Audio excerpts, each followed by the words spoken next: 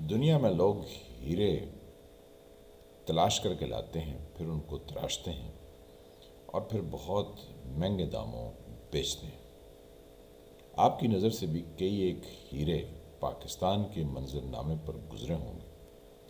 ان ہیروں کی قدر و منزلت اور ان کی سمجھ بوجھ اور ان کے کیے ہوئے کارنامے ان پر نگاہ دوڑائیں تو آپ کو اندازہ ہوگا کہ یہ ہیرے ڈھونڈ کے کون لایا اور اس کے پیچھے کیا محرکات تھے یا اس کی کیا ایسی ریکوائرمنٹ تھی، یہ آپ کو اینڈ پر بتائیں گے۔ آج کل جو ہیرا ڈھونڈا گیا ہے وہ کاکڑ صاحب ہیں، ہمارے وزیر اعظم۔ بہت ہی کمال کے ہیرے ہیں، کیا زبردست۔ انوار الحق کاکڑ صاحب پاکستان کے کیئر ٹیکر پرائم منسٹر ہیں، جو پاکستان کے بہت سے پرماننٹ فیصلے کر رہے ہیں۔ ان سے پہلے یہ کاکڑ صاحب کو جو لائے تھے وہ کیا ہے، خود لائے تھے؟ وہ راجہ ریاض صاحب اور شہباز شریف صاحب، انہوں نے ان کے نام پر اتفاق کیا تھا۔ تو یہ سوچئے کہ وہ راجہ ریاض اور شہباز شریف کو، ان دو ہیروں کو کون ڈھونڈ کے لایا تھا۔ اس سے پیچھے چلیں تو 2018 میں عمران خان صاحب ایک ہیرا ڈھونڈ کے لایا گیا، پھر اس کو تراشا گیا اور وہ 4.25 سال تک ہیرا چلایا گیا۔ آپ کو سمجھ آ گئی ہوگی کہ یہ ہیرے کون ڈھونڈ کے لاتا ہے اور اس کے پیچھے مقاصد کیا ہے۔ مقاصد آپ کو بتانے سے پہلے تھوڑے سے اور ہیروں پر نگاہ ڈالتے ہیں۔ اس سے پہلے نواز شریف صاحب تھے، اور پھر اس سے پہلے یوسف رضا گیلانی اور راجہ پرویز اشرف تھے، اور ان سے پہلے تو بہت ہی زبردست ہیرے ڈھونڈے گئے تھے، اور وہ ہیرے شوکت عزیز کی شکل میں ہمارے سامنے تھے۔ شوکت عزیز سے پہلے چودھری شجاعت حسین، وہ بھی ہیرے تھے۔ یوں کرتے کرتے آپ جو ہے وہ جمالی صاحب سے ہوتے ہوئے بلخ شیر مزاری اور معین قریشی تک جا پہنچیں گے، اور آپ کو اندازہ ہوگا کہ یہ اتنے خوبصورت ہیرے ڈھونڈ کے کیوں لائے جاتے ہیں۔ اب اس پر بات کرتے ہیں۔ یہ ہیرے اس لیے ڈھونڈ کر لائے جاتے ہیں کہ یہ کوئی بہتر فیصلہ نہیں کر سکتے ہیں، نہ ملک کے لیے نہ عوام کے لیے، کیونکہ یہ پرلے درجے کے نالائق ہوتے ہیں۔ ان کو عوام، ملک اور دنیا میں کیا کچھ وقوع پذیر ہو رہا ہے اس سے ان کی نہ تو شناسائی ہوتی ہے اور نہ ہی ان کی کوئی سمجھ بوجھ ہوتی ہے۔ لوگوں کے مسائل کیا ہیں، وہ کن مشکلات میں گھرے ہوئے ہیں، یہ ہیرے اس کے بارے میں بھی کچھ نہیں جانتے۔ پھر کیا ہوتا ہے، پھر ان ہیروں کو قومی سطح پر ڈھول کی شکل میں پیٹا جاتا ہے اور کہا یہ جاتا ہے کہ یہ نالائق لوگ ہیں، یہ کچھ نہیں کر سکتے۔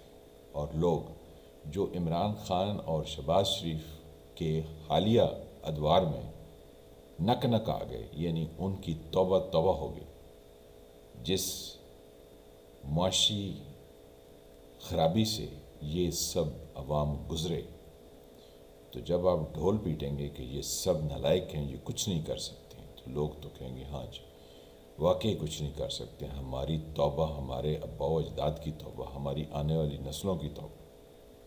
تو پھر کوئی اقتصادی کونسل بنائی جائے گی، پھر یا فیسیلیٹیشن سینٹر بنایا جائے گا، پھر اس میں کچھ لوگ آئیں گے اور وہ پاکستان کے فیصلے کریں گے جو کسی کو جواب دہ نہیں ہوں گے۔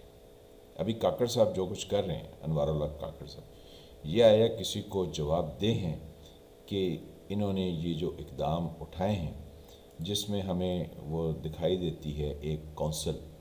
اس کونسل کا جو نام یا پروانہ ہے وہ ہم آپ کے سامنے رکھتے ہیں تاکہ آپ کو بھی یہ اندازہ ہو سکے کہ یہ کون کون سی ہے۔ یہ ہماری جو ہے وہ کیا اس کو بولتے ہیں؟ یہ ہماری اسپیشل انویسٹمنٹ فیسیلیٹیشن کونسل ہے، یعنی SIFC۔ اس کو شہباز شریف صاحب بنا کے گئے اور پھر اس میں سرکاری ملازمین کے ہتھے سب کچھ چڑھا کے یہاں سے رفو چکر ہو گئے۔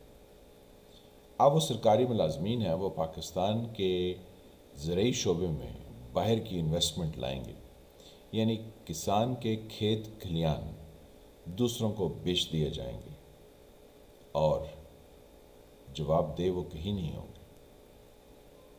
آپ کے لیے وہ بڑے بڑے خواب سجائیں گے، لیکن خود اس میں سے منافع کما کے رفو چکر ہو جائیں گے۔ فار ایگزامپل آپ سوچئے کہ جن کو آپ نے 3 سال کی ایکسٹینشن دی اور وہ 6 سال تک اس ملک پر برجمان رہے، جی جن کو نواز شریف صاحب نے بھی کہا ان کو ایکسٹینشن دے دیں، عمران خان صاحب نے تو کہا ان کو پوری زندگی کے لیے چیف بنا دیں، تو زرداری صاحب نے بھی ان کو ووٹ ڈال دیا۔ تو اب وہ کہاں پر ہے؟ وہ جو فیصلے کر گئے، جو کچھ انہوں نے کارنامے انجام دے دیے، وہ اب کہاں پر ہیں، کس جگہ پر ہیں؟ اگر ان سے پیچھے چلے جائیں، یعنی آپ جو ہے وہ ان کو باجوہ صاحب کو چھوڑیے تو اس سے پچھلے راحیل شریف صاحب تھے، وہ کہاں چلے گئے؟ پھر اس سے پچھلے کیانی صاحب، ان کو بھی ایکسٹینشن دی گئی، آج کل وہ کہاں ہیں؟ جو فیصلے وہ کر گئے وہ کیا ہے، آپ جواب دیں آپ کو؟ پھر اس سے پہلے پرویز مشرف صاحب تھے، جو کہ اس دنیا فانی سے رخصت ہو چکے ہیں۔ جو کچھ فیصلے انہوں نے کیے، جس جنگ میں انہوں نے ہمیں دھکیلا، ہاں کون سی جنگ؟ وہ وار آن ٹیرر۔ تو پہلے وار آن ٹیرر جن وجوہات کی بنا پر مارز وجود میں ہے، وہ کارنامہ کس نے انجام دیا تھا؟ وہ پاکستان کے صدر chief martial law administrator general Zia ul Haq صاحب نے انجام دیا۔ تو ان سے آپ پوچھ سکتے ہیں کہ وہ پرائی جنگ میں کس لیے گھس گئے تھے، یعنی افغانستان میں کون سا جہاد تھا جس کی ڈیفینیشن وہ واشنگٹن DC سے لے کر آئے تھے؟ آپ ان سے نہیں پوچھ سکتے، کیونکہ ان کا اب اس پاکستان میں کوئی ایسا ہے ہی نہیں جس سے آپ یہ دریافت کریں کہ وہ کیوں ہوا تھا، تم نے یہ فیصلہ کیا تھا، اس کا خمیازہ یا اس کا ہرجانہ یا اس کا جرمانہ جنرل ضیاء تم ہی بھگتو گے، ایسا کچھ نہیں ہو سکتا۔ پھر وار آن ٹیرر پر پرویز مشرف نے ہمیں جس کال کوٹری میں دھکا دے دیا، اس وقت آپ اس سے کچھ نہیں پوچھ سکتے۔ تو کہنے کا مقصد یہ ہے کہ یہ جو ہیرے ڈھونڈ کے لائے جاتے ہیں، یہ نکمے اور ناکام ہوتے ہیں، یہ کچھ کرنے کے قابل نہیں ہوتے، ان کو قومی منظر نامے پر ایمپلیفائی کر کے پیش کیا جاتا ہے۔ پھر جب ان کی نالائکیاں زبانیں زدعام ہوتی ہیں تو ڈھول پیٹا جاتا ہے کہ یہ بالکل بیکار ہے، یہ کچھ نہیں کر سکتے۔ تو یوں عوام کی نظر میں وہ جو کہ خود کچھ نہیں کر سکتے ہیں، وہ اپنے آپ کو ایک آپشن کے طور پر پیش کرتے ہیں، اور یوں یہ دائرے کا سفر 75 سال سے جاری ہے اور جاری و ساری رہے گا۔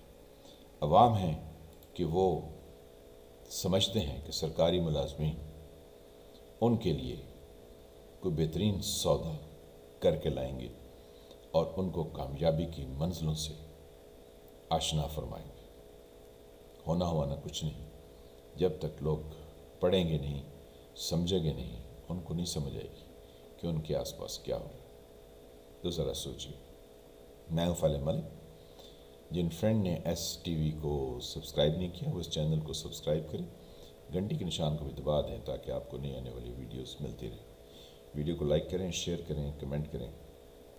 ملتے ہیں کسی نئے موضوع کے ساتھ، تب تک کے لیے خدا حافظ۔